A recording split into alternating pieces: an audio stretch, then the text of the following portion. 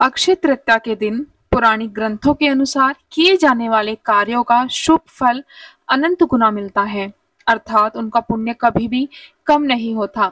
इसलिए इस दिन किए गए जप, यज्ञ, पितृ तर्पण, दान पुण्य का लाभ कभी भी कम नहीं होता है एवं हमेशा के लिए व्यक्ति के साथ ही रहता है। वैसे तो सभी 12 महीनों की शुक्ल पक्ष की तृतीया शुभ होती है, किंतु वैशाख माह की अक्षय तृतीया तिथि स्वयं सिद्धि मुहूर्तों में मानी गई है। बुधवार के साथ रोहिणी नक्षत्र के दिन अक्षय तृतीया पड़ना बहुत ही शुभ माना जाता है।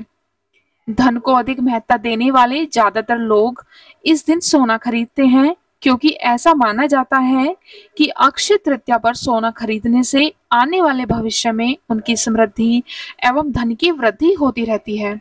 हिंदी पौराणिक कथाओं के अनुसार अक्षय तृतीया के दिन त्रेता युग का आरंभ हुआ था। आमतौर पर अक्षय तृतीया एवं परशुराम जयंती एक ही दिन होती है, परंतु तृतीया तिथि के प्रारंभ होने के आधार पर परशुराम जयंती अक्षय तृतीया से एक दिन पहले भी हो सकती है।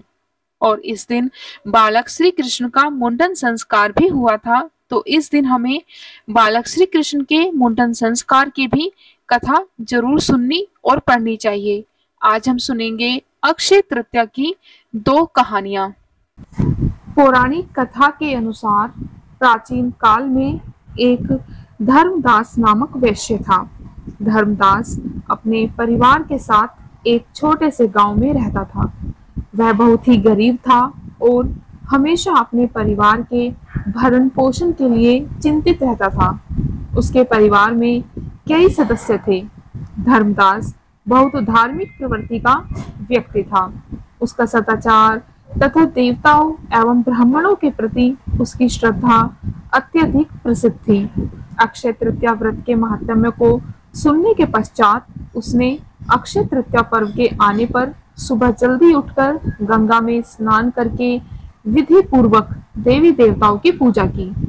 व्रत के दिन सामर्थ्य अनुसार जल से भरे घड़े, पंखे, जौ, सत्तू, चावल, नमक, गेहूं, गुड़, घी, दही, सोना और वस्त्र आदि वस्तुएं भगवान के चरणों में रख दी और तत्पश्चात उन्हें ब्राह्मणों को अर्पित किया।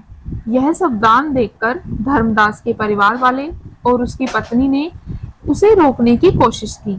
उन्होंने कहा कि अगर धर्मदास इतना सब कुछ दान में दे देगा तो उसके परिवार का पालन और पोषण कैसे होगा। फिर भी धर्मदास अपने दान और पुण्य कर्म से विचलित नहीं हुआ और उसने ब्राह्मणों को कई प्रकार का दान दिया। उसके जीवन में जब भी अक्षय तृतीया का पावन पर्व आया, प्रत्येक बार धर्मदास ने विधि विधान के साथ पूजा करके दान आदि कर्म किया। अनेक रोगों से ग्रस्त तथा व्रत होने के उपरांत भी उसने उपवास करके धर्म, कर्म और दान पुण्य किया। यही वैश्य दूसरे अगले जन्म में कुशावती का राजा हुए। मान्यता है कि अक्षय तृतीया के दिन किए गए दान और पुण्य और पूजन के कारण वह अपने अगले जन्म में बहुत धनी एवं प्रतापी राजा बना। वह इतना धनी और प्रतापी राजा था कि त्रिदेव तक उसके दरबार में अक्षय तृतीया के दिन ब्राह्मण का वेश धारण करके उसके महायज्ञ में शामिल होते थे। अपनी श्रद्धा और भक्ति का उसे कभी भी घमंड नहीं हुआ। वह प्रतापी राजा महान एवं वैभवशाली होने के बावजूद भी धर्म मार्ग से कभी विचलित नहीं हुआ। माना जाता है कि यही राजा आगे के जन्मों में भारत के प्रसिद्ध सम्राट चंद्रगुप्त के रूप में पैदा हुए थे। जैसे भगवान ने धर्मदास पर अपनी कृपा की, वैसे ही जो भी व्यक्ति इस अक्षय तृतीया की कथा का महत्व सुनता है या फिर पढ़ता है या फिर दूसरों को सुनाता है और विधि विधान से पूजा एवं दान करता है, उसे अक्षय पुण्य एवं यश की प्राप्ति होती है। इसके अलावा अक्षय तृतीया के दिन श्री कृष्ण के संदर्भ में भी एक पौराणिक कथा है। प्राचीन काल में ब्रज के लोगों का मुख्य व्यवसाय गोचारण ही था, इसीलिए मुख्य व्यवसाय से संबंधित कुछ वर्जनाएं भी थी।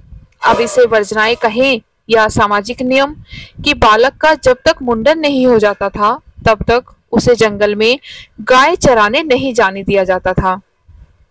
अब तो हम काफी आधुनिक हो गए हैं, या यूं कह सकते हैं अपनी जड़ों से दूर हो गए हैं।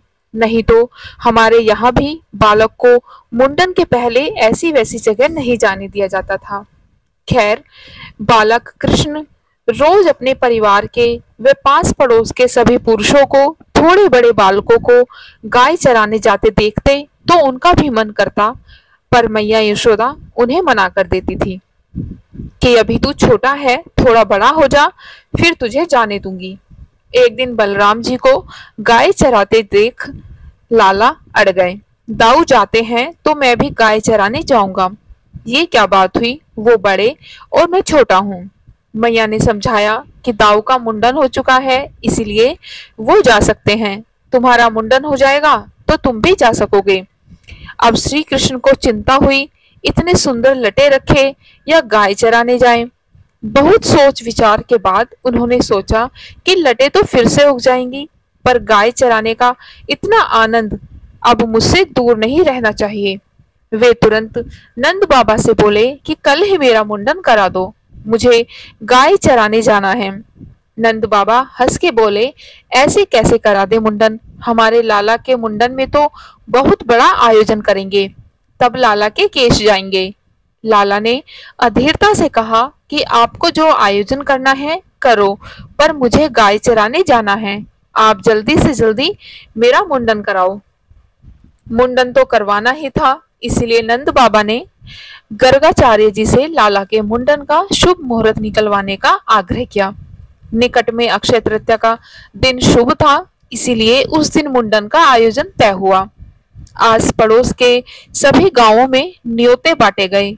हर्षोल्लास से कई तैयारियां की गई। आखिर आयोजन का दिन आ ही गया। आसपास के गांव के हजारों अतिथियों की उपस्थिति में भव्य आयोजन हुआ। मुंडन हुआ और मुंडन होते ही लाला मैया से बोले कि मैया मुझे कलेवा दो, यानी कि नाश्ता दो, मुझे गाय चराने जाना है। मैया थोड़ी नाराज होते हुए बोली, इतने मेहमान आए हुए हैं घर में तुम्हें देखने, और तुम हो कि इतनी गर्मी में गाय चराने जाना है। थोड़े दिन रुको, गर्मी कम पड़ जाए तो मैं तुम्हें दाऊ के साथ भेज दूंगी। अब श्री कृष्ण भी अड़ गए, ऐसा थोड़े ही होता है, मैंने तो गाय चराने के लिए ही मुंडन कराया था, नहीं तो मैं इतनी सुंदर लटों को काटने देता क्या।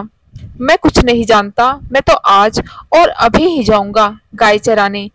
मैया ने नंद बाबा को बुलाकर कहा कि लाला मान नहीं रहा, थोड़ी दूर तक आप इसके साथ हो आइए, इसका मन भी बहल जाएगा, क्योंकि इस गर्मी में मैं इसे दाऊ के साथ या अकेले तो भेजूंगी नहीं। नंद बाबा सबको छोड़कर निकले। लाला भी पूरी तैयारी के साथ छड़ी, बंसी, कलेवी की पोटली लेकर निकले। एक बच्चिया भी ले ली, जिसे हुर हुर कर घेर कर वो अपने मन में बहुत ही खुश हो रहे थे कि आखिर मैं बड़ा हो गया। बचपन में सब बड़े होने के पीछे भागते हैं कि कब हम बड़े होंगे, और आज हम बड़े सोचते हैं कि हम बालक ही रहते तो कितना अच्छा था। खैर, गर्मी भी वैशाख माह की थी, और व्रज में तो वैसे भी गर्मी प्रचंड होती है। थोड़ी ही देर में बालक श्री कृष्ण गर्मी से बेहाल हो गए, पर अपनी जिद के आगे हार कैसे मानते। बाबा को कहते कैसे कि थक गया हूँ, अब घर ले चलो। चलते रहे। मैया होती तो खुद समझ के लाला को घर ले आती, पर संग में बाबा थे, वे भी चलते रहे। थोड़ी ही दूर ललिता जी और कुछ अन्य सखियां मिली। देखते ही लाला की हालत समझ गई। गर्मी से कृष्ण का मुख लाल हो गया था, फिर भी सिर पर बाल भी नहीं थे, इसलिए वो पसीना पसीना हो गए थे। उन्होंने नंद बाबा से कहा कि आप इसे हमारे पास छोड़ जाइए, हम इसे कुछ देर बाद नंदालय पहुंचा देंगे।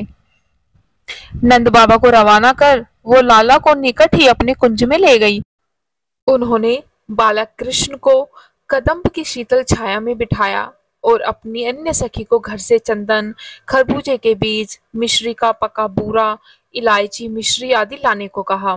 सभी सामग्री लाकर उन सखियों ने प्रेम भाव से कृष्ण के तन पर चंदन की गोटियां लगाई और सिर पर चंदन का लेप किया।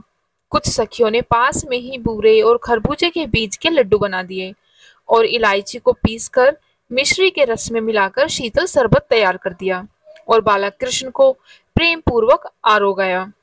साथ ही ललिता जी लाला को पंखा झलने लगी। यह सब आरोग कर लाला को नींद आने लगी, तो ललिता जी ने उन्हें वहीं सोने को कहा और स्वयं उन्हें पंखा झलती रही। कुछ देर आराम करने के बाद लाला उठे और ललिता जी उन्हें नंदालय छोड़ आई। आज भी अक्षय तृतीया के दिन प्रभु को ललिता जी के भाव से बीज के लड्डू और इलायची का शीतल शरबत आरोगाए जाते हैं। वह विशेष रूप से केसर मिश्रित चंदन, जिसमें मलयगिरी पर्वत का चंदन भी मिश्रित होता है, की गोटियां लगाई जाती हैं। लाला ने गर्मी में गाय चराने का विचार त्याग दिया था। औपचारिक रूप से श्री कृष्ण ने गोचारण उसी वर्ष गोपाष्टमी के दिन से प्रारंभ किया और इसी दिन से उन्हें गोपाल कहा जाता है। वर्ष में एक यही दिन ऐसा होता है जब बीज के लड्डू अकेले श्री जी को आरोगाए जाते हैं, अन्यथा अन्य दिनों में बीज के लड्डू के साथ चिरौंजी के लड्डू भी आरोगाए जाते हैं। तो ये थी अक्षय तृतीया के दिन सुनी जाने वाली दो कहानियां।